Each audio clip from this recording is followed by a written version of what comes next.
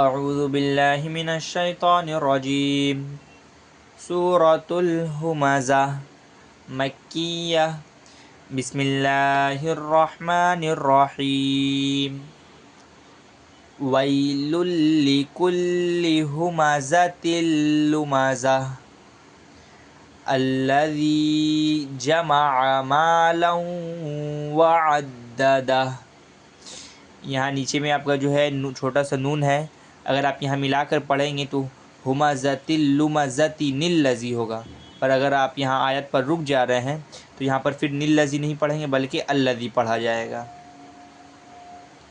اعوذ باللہ من الشیطان الرجیم الذی جمع مالا وعددہ یحسب ان مالہ اخلدہ کلا لینبذن فی الحطمہ وما ادراک ما الحطمہ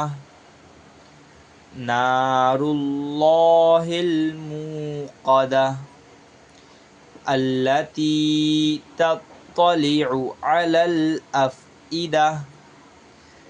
انہا علیہم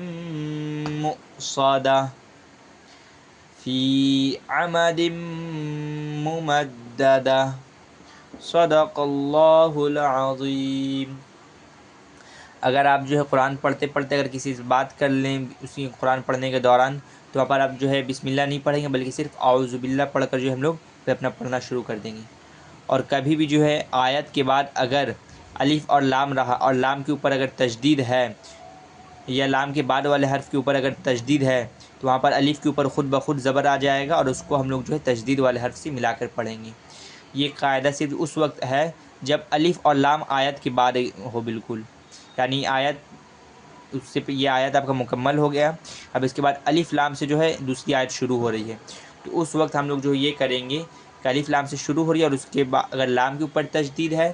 یا پھر لام کے بعد والے حرف کے اوپر اگر تشدید ہے تو الف کے اوپر اس وقت عارضی طور پر جو ہے زبر آ جائے گا،